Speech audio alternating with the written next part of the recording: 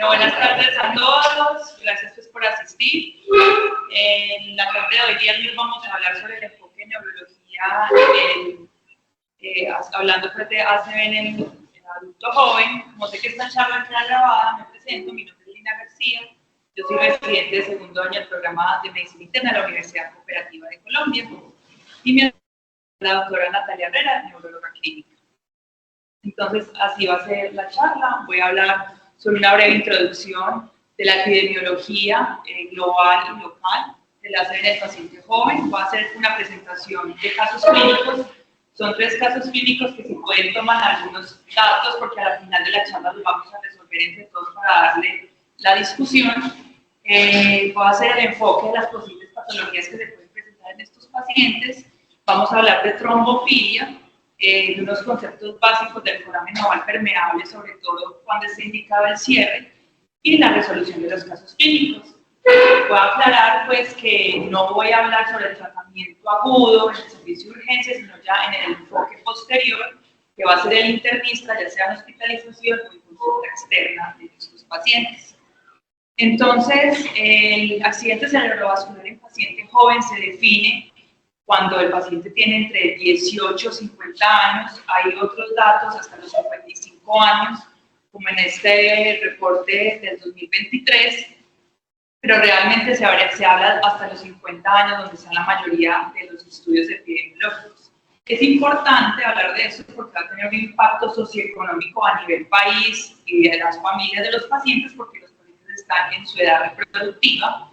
Y se ha visto que hay un aumento en la incidencia en los últimos años, pero más relacionado pues que se han mejorado las formas de diagnóstico, sobre todo las ayudas de las imágenes diagnósticas. Y hay que hacer un reconocimiento adicional a los factores de riesgo que siempre hemos visto, más allá de la hipertensión, de la obesidad, obviamente el tabaquismo. Estos pacientes van a tener otra carga patológica que hay que abordar. Se habla que a nivel global hay una incidencia de 7.5 millones de adultos jóvenes que tienen un accidente cerebrovascular y de estos van a ser entre los 18 y los 50 años un 10%. En Europa hay una incidencia de 7 a 8 por 100.000 habitantes, mientras que en el África subsahariana puede alcanzar hasta los 100.000 personas al año. Y en Estados Unidos hicieron pues como una corte de seguimiento y aumentó un 40% de 1993 a 2005. Pero como les decía, esto no ha relacionado a que se ha mejorado la forma del diagnóstico. Esto en el momento se está haciendo un estudio muy grande, que se llama el estudio secreto. Es un estudio epidemiológico, una corte que se lleva pues en estos países de Europa, en el cual quieren investigar o están relacionando qué factores están relacionados a que los pacientes tengan una ACV isquémico entre los 18 y los 50 años. Hacen estudios a fondo con resonancias magnéticas, con ecocardiografía transtorácica y transesofágica, y se ha encontrado por el momento que hay algunos cambios en la aurícula izquierda, no solamente pues como en la morfología, sino también en la funcionalidad, que en estos pacientes pueda llevar a que presenten pues como más eventos cerebrovasculares. Y no vayamos muy lejos, aquí en Colombia, el grupo de neurología de la Universidad de Antioquia, en el 2021 publicaron este estudio epidemiológico en el cual hicieron pues una revisión sistemática bien amplia en nuestro país y encontraron que sí, que también estaban relacionados los factores de riesgo como la hipertensión, la obesidad, la dislipidemia, el tabaquismo, el consumo de sustancias psicoactivas, sobre todo más asociada en mujeres jóvenes menores de 30 años. Y también, lo que me llamó mucho la atención, que no se veía pues, como en otras cortes de Europa, de Estados Unidos, relacionada a la neurocisticercosis, la sífilis médico-vascular y otras alteraciones de pequeño vaso, y también muy relacionado cuando ya no se encontraba la causa, lo más común fue el consumo de cocaína, era lo más frecuente. Bueno, entonces ya vamos a tomar notas, si podemos, de los casos clínicos. El primer caso es un paciente hombre de 54 años, enseña idiomas, tiene antecedentes de haber tenido accidentes cerebrovasculares recurrentes. Este ya sería el quinto, a los 54 años. Él está tomando en el momento aspirina y simvastatina 20 miligramos cada 24 horas. Y viene en consulta por neurología porque en septiembre del año pasado presentó pues, otro evento cerebrovascular y había tenido uno previo a nivel del cerebelo bilateral. La resonancia magnética mostró un estudio negativo para evento isquémico agudo, pero sí tenía unas áreas de malasia y glosia y cerebrolosas como secuelas de los eventos isquémicos previos. Un Holter, como ya él tenía pues, eventos previos, se le había estudiado como extensamente si le había presentado fibrilación auricular y esto fue negativo.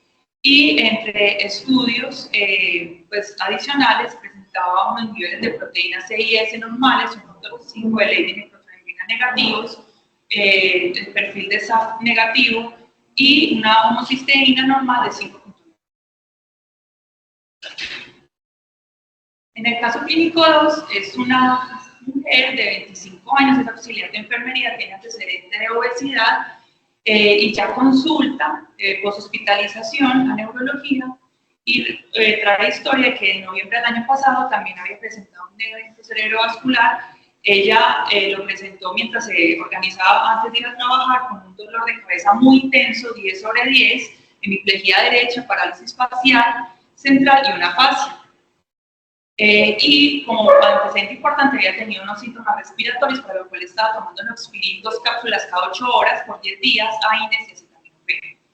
Ella ingresó al servicio de urgencias con un NIS de 18, por lo cual ingresó en ventana, le hicieron trombolisis que fue exitosa, luego de la trombolisis un NIS de 2 y ahora en la consulta ya tenía un NIS de 0.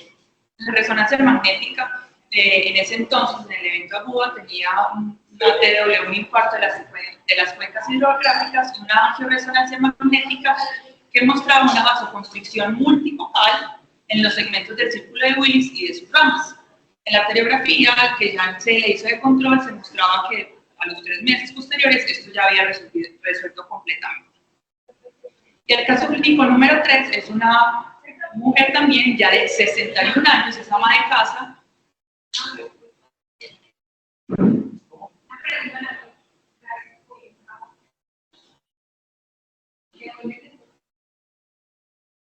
¿Dónde las encuentro ahí? Sí, eso está más relacionado con lo que vamos a resolver en el caso. Pues eso es como un tip que puede darnos a dilucidar la causa del por qué presenta una isquemia.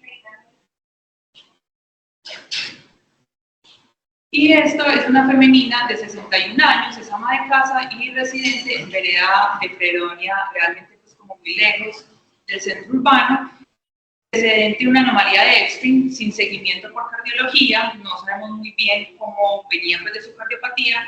La hija refiere que hace 4 años había tenido un evento cerebrovascular, pero tampoco tenemos pues, como ningún dato adicional.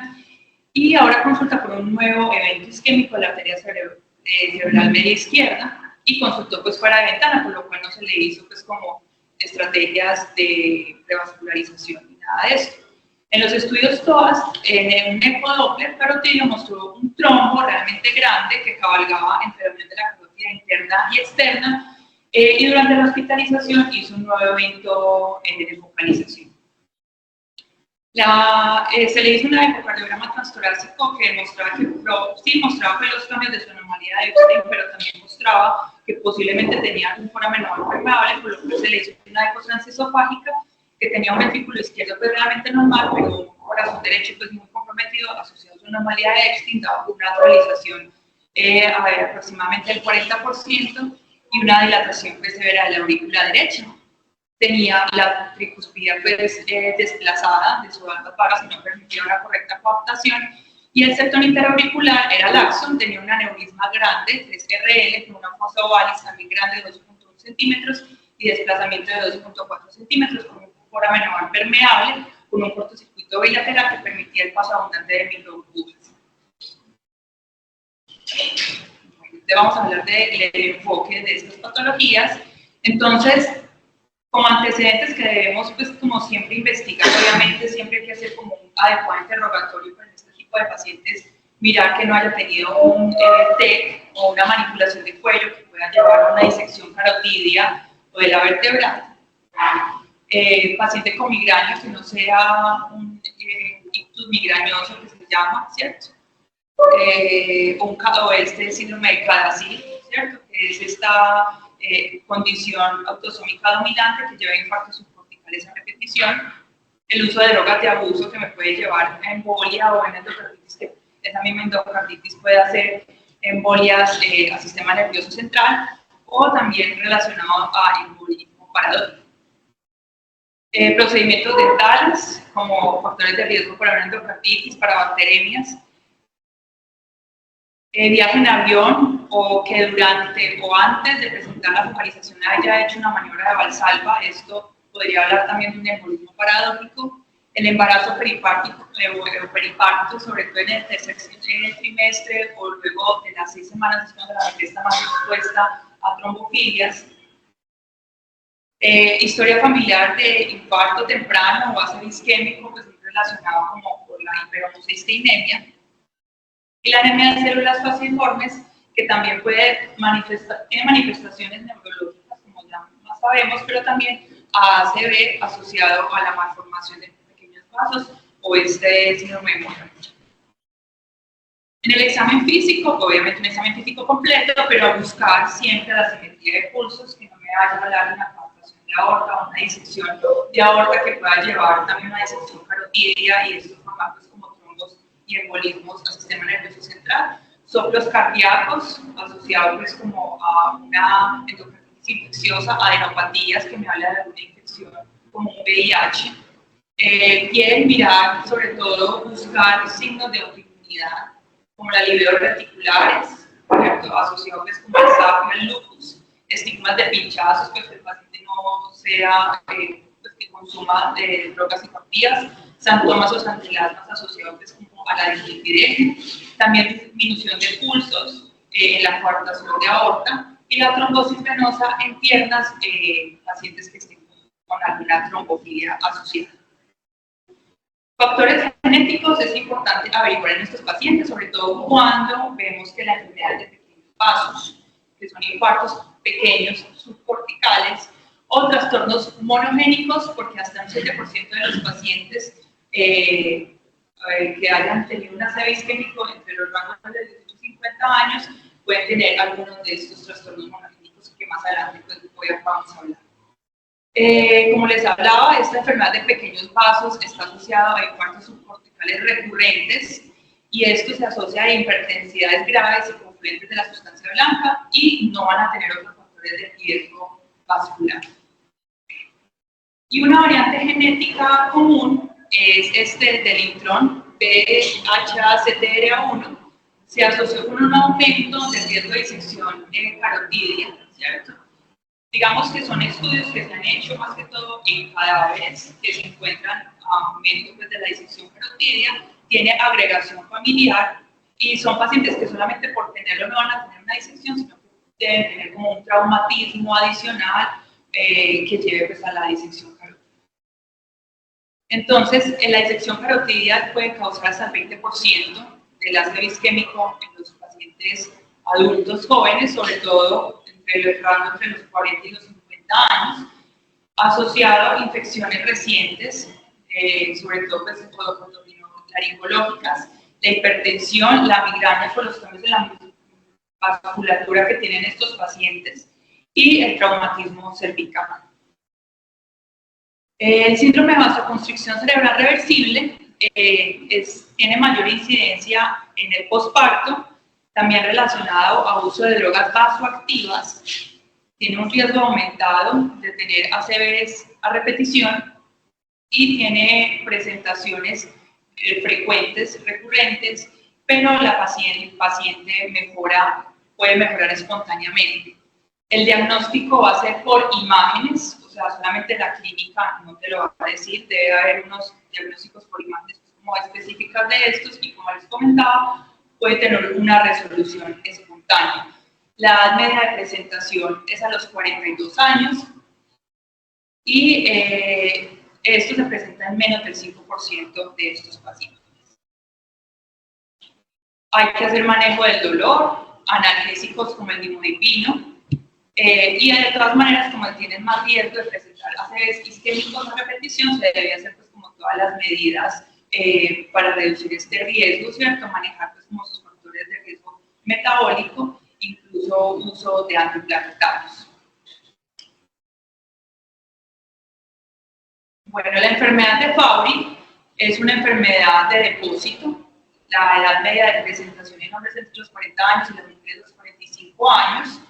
Es una enfermedad autosómica recesiva y en los hallazgos clínicos hay agroparestesias, hipohidrosis, es un llamativo que tienen mala intolerancia al frío o al calor, tiene los angiokeratomas laxos en piel y también se asocia a una enfermedad renal crónica que no se sabe la etiología realmente y a la miocardiopatía, que es una miocardiopatía con una falla cardíaca completa y preservada.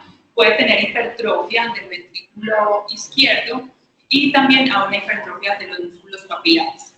Y los hallazgos en la resonancia magnética cerebral hay hiperintensidades confluentes de la sustancia blanca de los ganglios basales, el tálamo y la protuberancia. Bueno, otro que se puede presentar en estos pacientes es la trombosis de senos venosos. Los factores de riesgo son varios, entonces digamos que todas las que deberíamos averiguar en los pacientes con un ACV isquémico, trombofilias, enfermedades hematológicas como la policitemia vera, la trombocitopenia, la anemia ferropénica, la hemoglobinuria paroxística, infecciones sobre todo otorrinolaringológicas o la meningitis, medicamentos como los anticonceptivos, la terapia hormonal, los esteroides, las enfermedades sistémicas, buscar pues siempre autoinmunidad. Y las causas mecánicas pues son variadas, que tengan pues como cualquier manipulación a nivel del sistema nervioso central, como la punción lumbar o un traumatismo o cirugías neuroquirúrgicas. Los síntomas, pues los mismos que se pueden presentar en cualquier ACV isquémico, sobre todo se va a presentar con un dolor de cabeza, que no tiene que ser demasiado intenso. Hay un déficit motor, puede presentar convulsiones, papiledemas, pero lo que más nos puede llamar la atención son los síntomas visuales, aunque no son los síntomas más comunes de presentación. Se presenta también como un infarto cerebral del parénquima, que no está asociado como a los escritorios arteriales a los cuales estamos acostumbrados. Puede haber hemorragias bilaterales y un infarto hemorrágico. Entonces, ya viendo como todas estas características, ¿cómo voy a abordar al paciente? Entonces, un examen físico completo, como ya acabamos de hacer, un interrogatorio y ya en los estudios por imágenes, una tomografía, una resonancia magnética y siempre buscar causas de embolia, ¿cierto? De todas maneras, sus pacientes pueden tener una fibrilación auricular o algo, o una alteración valvular que me pueda llevar a embolia, entonces siempre hacen una eco transtorácico o una eco transesofágico dado el caso, un electrocardiograma o Holter, ya sea 24 horas, un Holter extendido, y si todavía sigue la sospecha de una fibrilación auricular, pues hacer un monitor de eventos. Y hacer estudios hematológicos, un hemograma completo, mirar problemas de coagulación, y ya en dado caso, si no encontramos como una causa, ya empezar el estudio de trombofilias.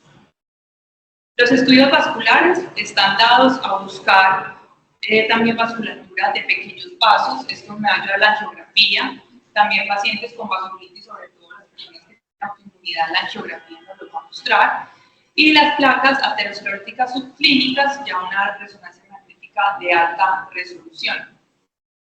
El Doppler transcraneal, pues nos va a ayudar a ver causas de embolia, ¿cierto? Como el origen cardíaco, el origen aórtico de grandes arterias, pues sobre todo la arteria descendente, del arco aórtico. Se ha hablado de que de pronto la arteria, pues la aorta descendente puede generar embolia. Se han hecho diferentes estudios respecto a esto, no lo han logrado demostrar y fisiopatológicamente tampoco es posible pues como vencer la presión arterial y que esto en un reflujo retrógrado pueda hacer una embolia al sistema nervioso central. Este es un estudio que solamente les quise traer en paciente que tiene una fibrilación auricular y le debo iniciar una anticoagulación en el evento agudo. ¿En qué momento iniciar la anticoagulación? Este fue un estudio hecho con DOACs, en el cual mostró que no hubo diferencias con iniciar de DOACs entre los 4 días o hasta los 15 días respecto al inicio de, pues si presentaba un ACV isquémico recurrente. Entonces podemos iniciar en un rango de 15 días prácticamente.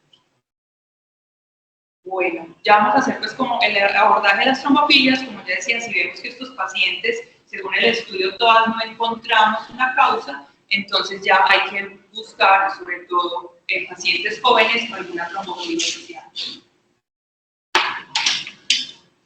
El síndrome antifosfolípido tiene muchas manifestaciones a nivel del sistema nervioso central, entre ellas un ACV isquémico, AIT, trombosis de senos venosos, vasoconstricción cerebral reversible, como acabamos de ver, el síndrome de Sneddon.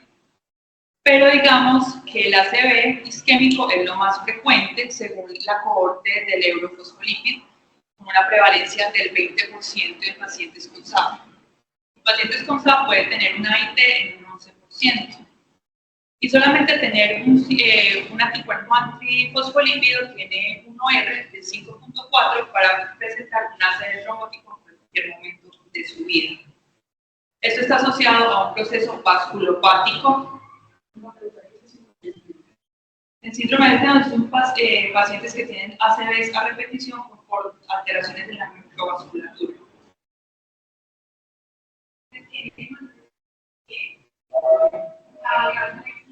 Y asociados pues como a la autoinmunidad.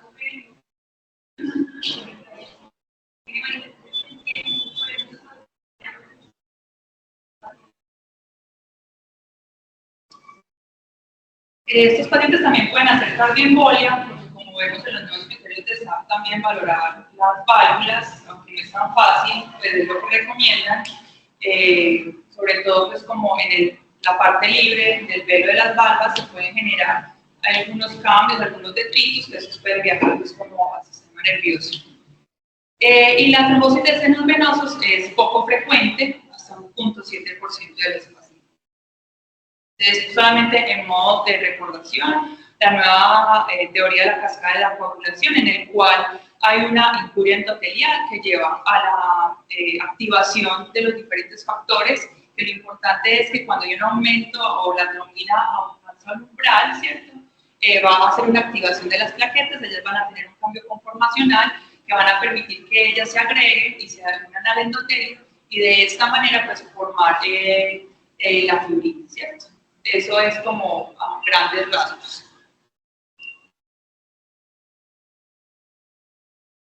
Entonces, debo sospechar en estos pacientes, sobre todo menores de 45 años, que tengan una trombosis en sitios infrecuentes, como en la mesenterio, senos venosos, y estos pacientes van a tener mayor recurrencia que la población en general, y siempre buscar antecedentes familiares de trombosis, buscar trombosis venosa o pacientes familiares que hayan tenido ACVs isquémicos a repetición, siempre preguntar.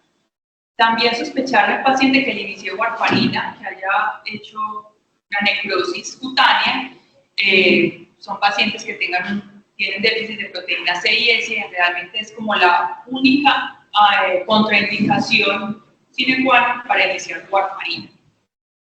O la trombosis o púrpura fulminante neonatal también habla de déficit de proteína C y S.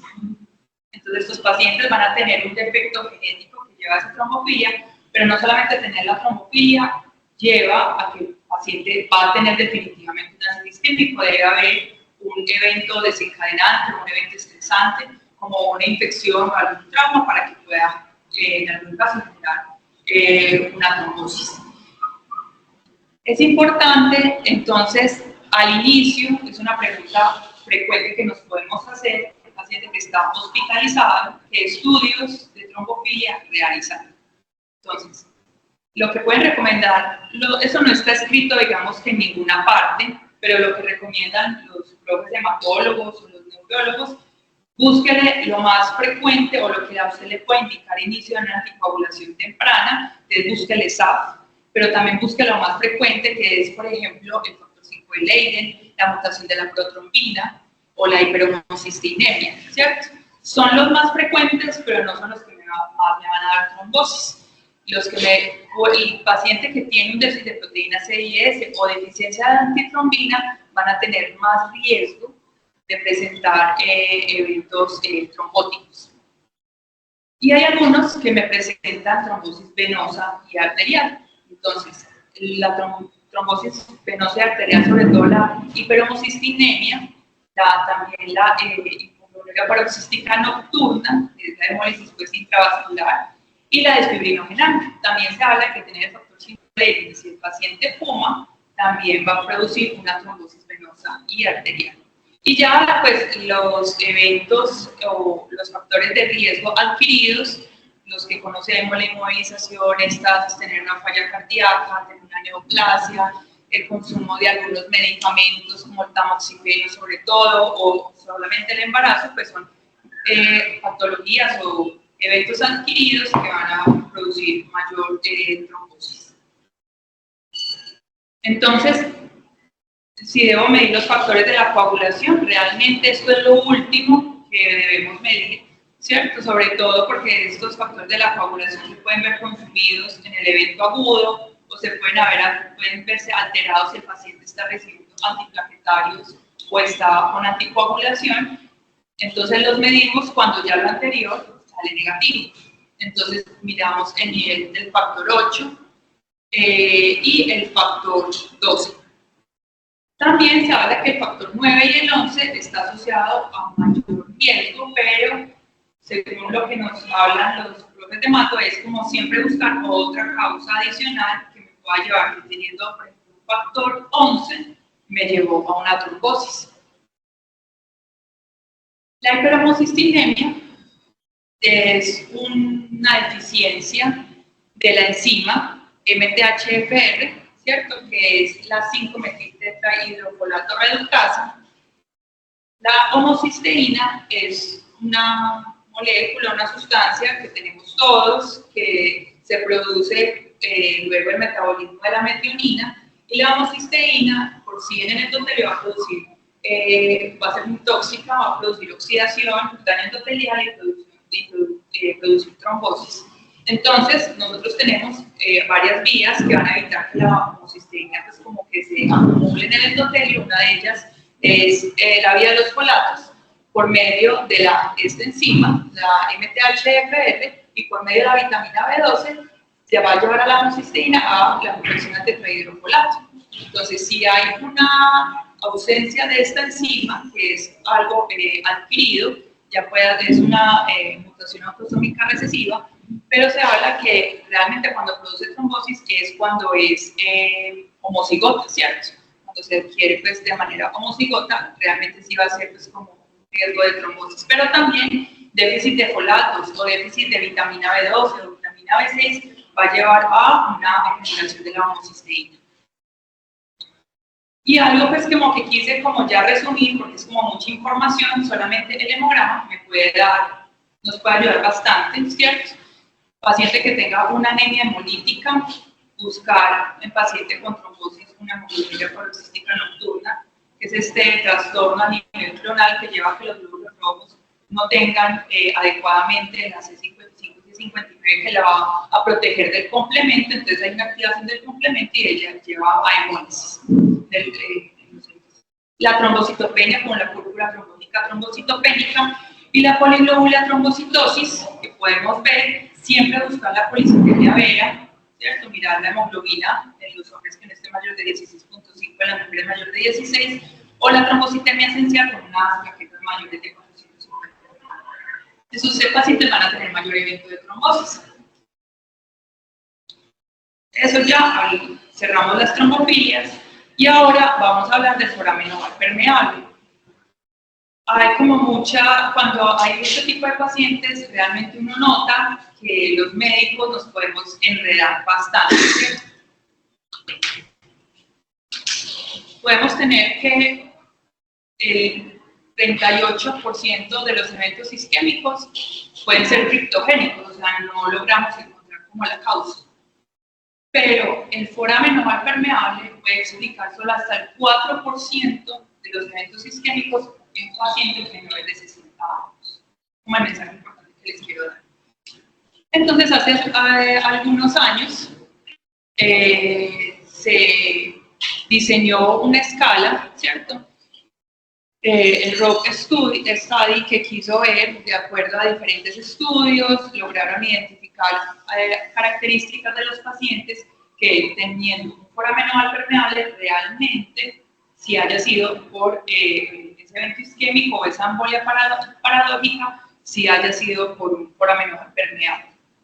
Entonces se hizo un estudio epidemiológico grande, se hizo una regresión multivariada y encontraron que pacientes que no sean hipertensos, que no tengan historia de diabetes o eventos isquémicos previos o infartos, o pacientes jóvenes, sobre todo menores de 30 años, que tienen un foramen oval permeable, era muy, muy característico, o nos podía hablar de que sí, teniendo ese foramen, era necesario cerrarlo porque sí era la causa pues como de ácido isquémico y que se pudo haber presentado un embolismo paradójico. Entonces, importante mirar en una eco transtorácica o en la transesofágica cómo es el paso de burbujas.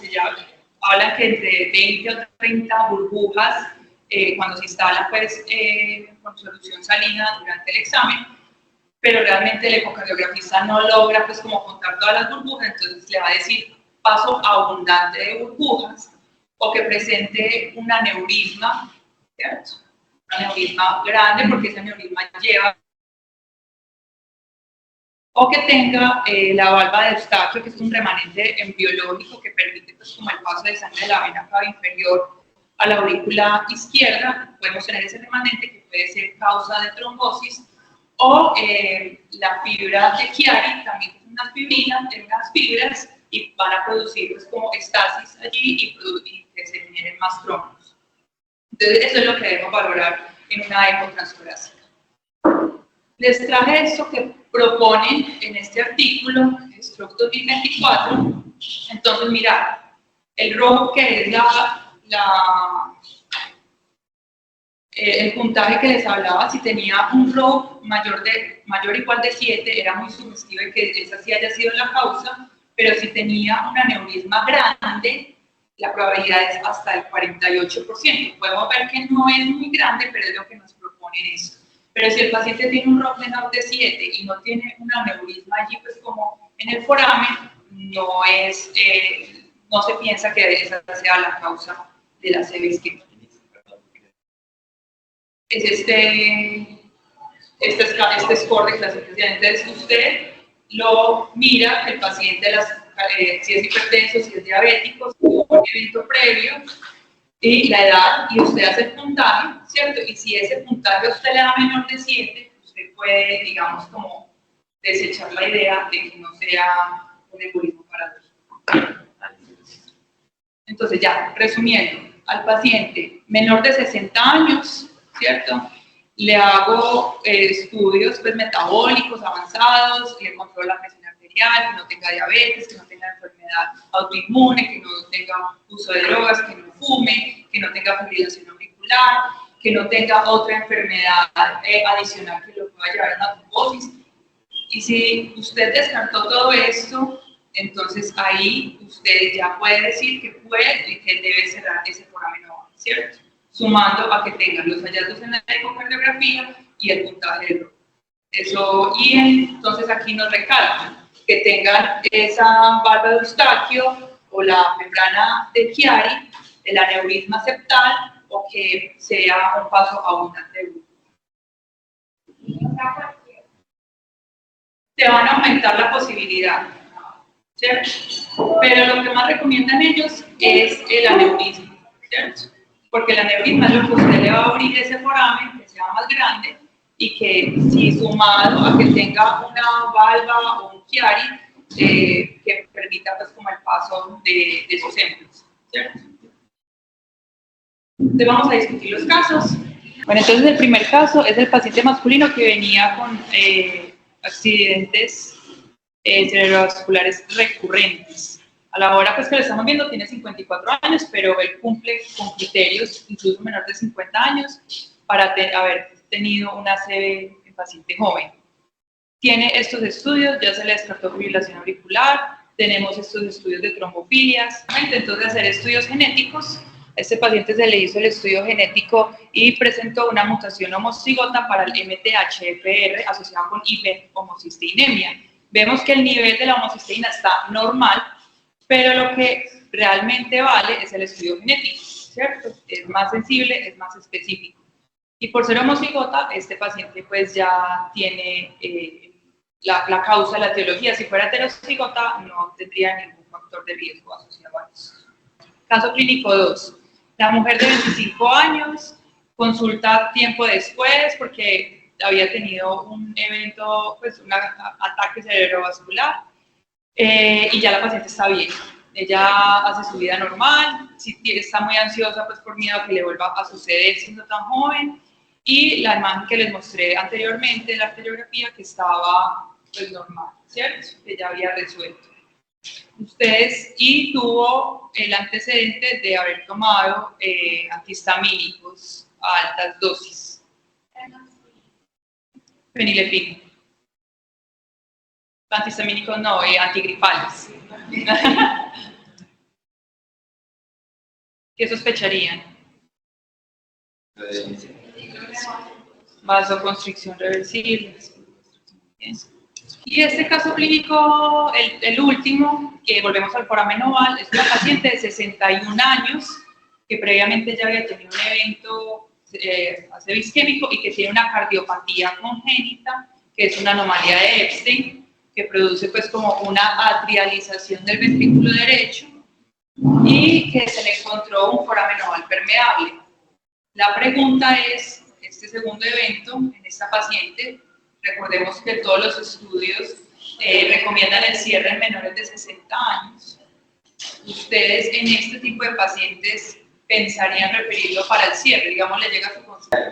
Además, tiene la posibilidad de solamente en la aurícula derecha generar trombos, y ese aneurisma es el más trombogénico dentro de todos, el 3RL. Entonces, los estudios que se han evaluado no han sido con pacientes con cardiopatías congénitas, incluso pacientes con anomalía de Epstein, cuando son desde jóvenes, se debería plantear el cierre del foramen oval permeable por el riesgo de que estos pacientes tienen esta complicación que es frecuente de hacer embolismos paradójicos.